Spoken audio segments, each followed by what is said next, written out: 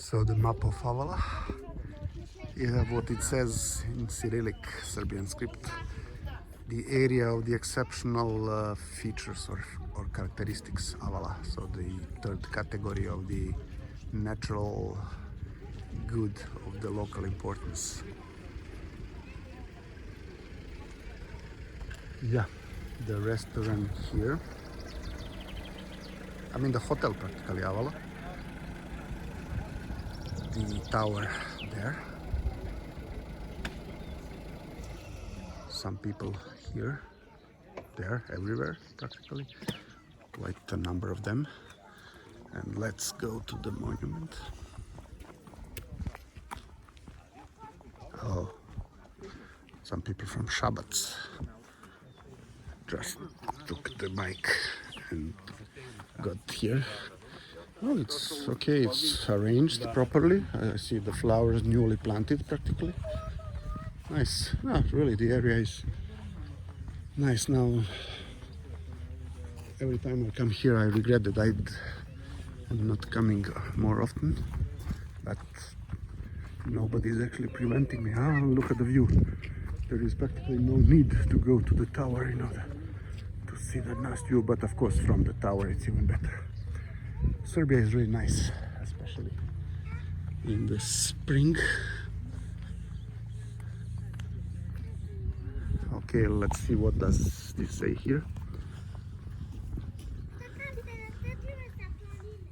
To the brave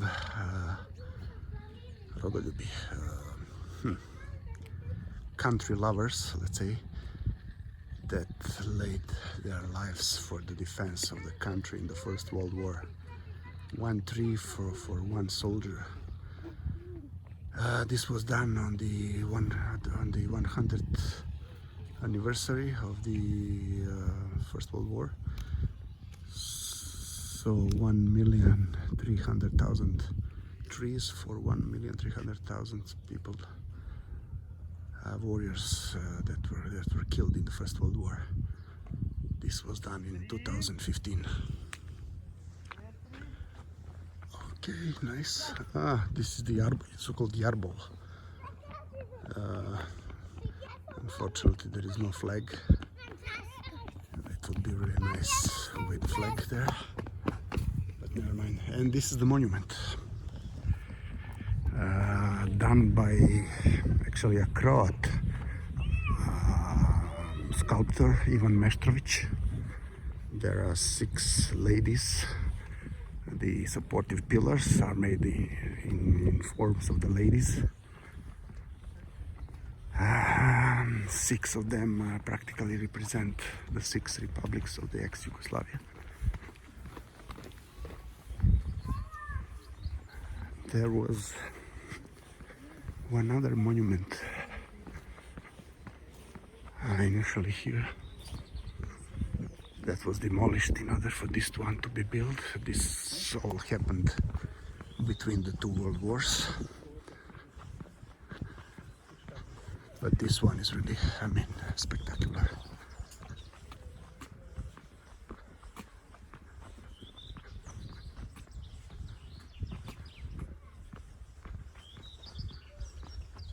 Yeah, really, the sacrifices of the Serbian population in the First World War were enormous.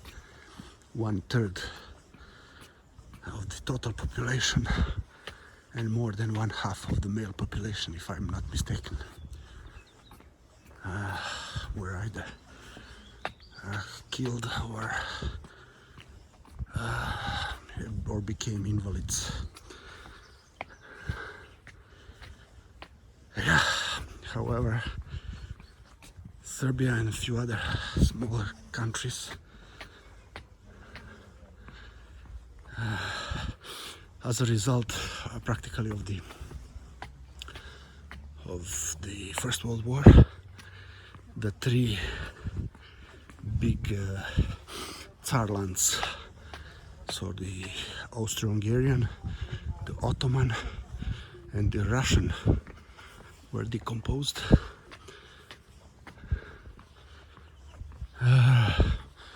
The Ottoman practically generated Turkey and few other smaller countries. So the monument is there. You see it practically looks like the Caryatide at the Parthenon, actually at the Acropolis. Each of the ladies are practically is wearing a traditional suit of that very republic it represents.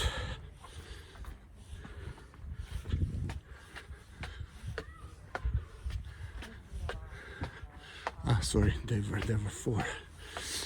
There are four of them because, my mistake, the 6 republics existed only after the Second World War, with some of them being artificially created, such as Bosnia.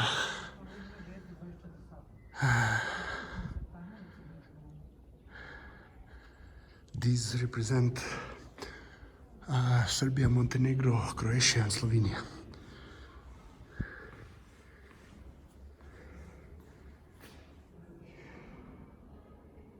Yep.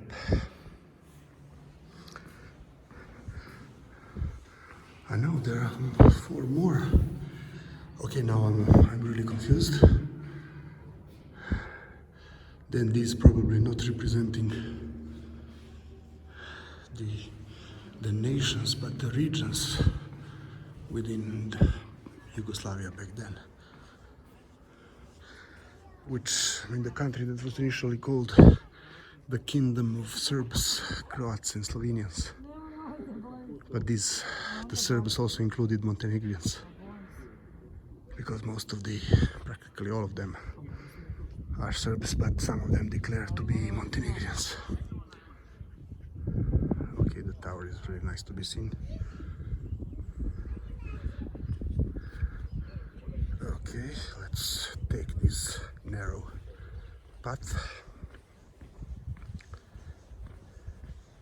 to see the other side.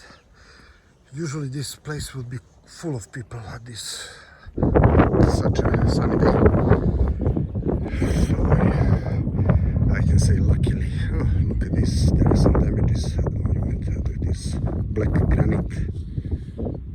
Strange.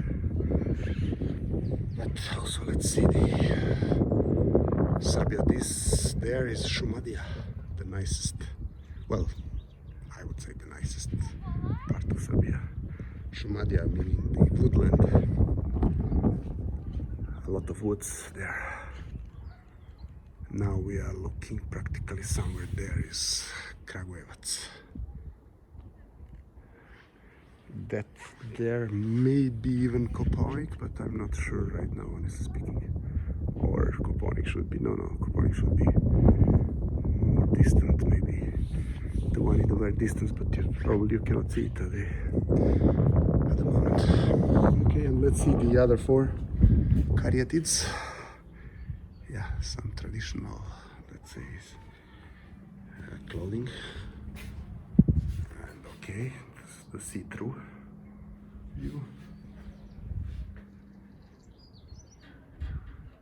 Some of them with relatively big boobs. Yeah, as a male I have to notice these things, otherwise it would be, yeah, it would be rather problematic.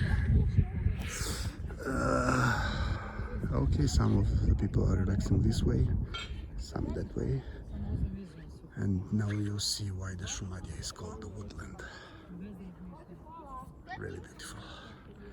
My hometown, Jagodina, is kind of also belong to this region. I mean, not quite, but there was a region that was called Pomoravlje i Šumadija, or Šumadija and Pomoravlje. Pomoravlje means the area at the valley of Velika Morava. There are 3 main towns next to each other there, Paraćin, Ćuprija and Jagodina.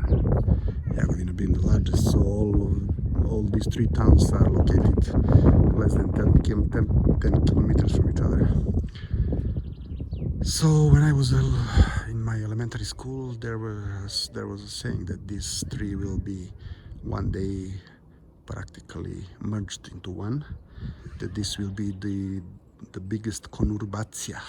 Conurbația is something like when due to the expansion of smaller, let's say, areas, cities, one larger city practically emerges, which for instance has happened in the LA and some other areas. But this would be, I believe, a unique thing, that the three cities that whereby one is not much larger from the others will be forming such a conurbația. Okay, Jagodina is the largest of the three, but not so much, I mean, bigger than the other two. There were several proposals for the name of this new city. One of them was Moravgrad, this probably being the most valuable one. The second one was more like a joke, to be Chupaya, so from the first two letters of every city. There are also other combinations like Pachuya or Yachupa or Yapachu, but Chupaya seemed like the most feasible one. Oh, some other damages of the structure. Yeah. Okay, who knows? I mean, these practically Ćuprija and Jagodina have already almost merged. With regards to Ćuprija and Paraćin, sorry. With regards to Jagodina, there is a natural barrier, which is the Great Morava or Velika Morava River, flowing practically through Ćuprija, but from the northern side, practically limiting the spreading of the city from the northern side. Of course, it's not such a big natural barrier such as Danube, but still, I mean, it is. There is a very old bridge there, and well, quite old. This is the reason why Ćuprija is called Ćuprija, because Ćuprija also means bridge in practically in the Turkish language. I mean, it was also accepted by the Serbs. You remember the famous book Nadrini Ćuprija by Ivo Andrić, the Nobel Prize winner. So this is the bridge over Drina, most Nadrini or Nadrini Ćuprija. This will be na Moravi Ćuprija, na Velikoj Moravi. Okay, that much for now, I would say. I really enjoyed this wheel. I believe so do you. This there, if I'm not mistaken, in the distance is Sava River. I don't think that you can see it. It's quite remote, and there is this small, I mean, mist that prevents us from seeing further. You see, I mean, the people are enjoying, dogs are enjoying as well. Everybody's enjoying this sun. 16th of April 2020. One more look at Šumadija.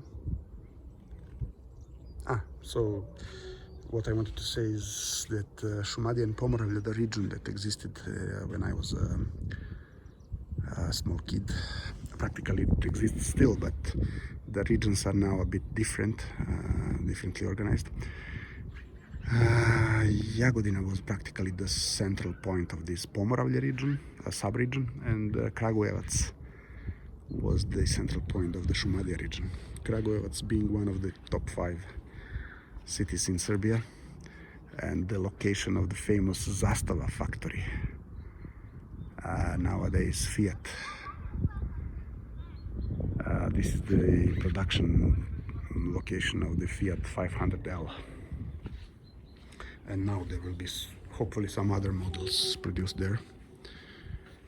Okay, as I said, that much for now, and talk to you soon. Bye bye.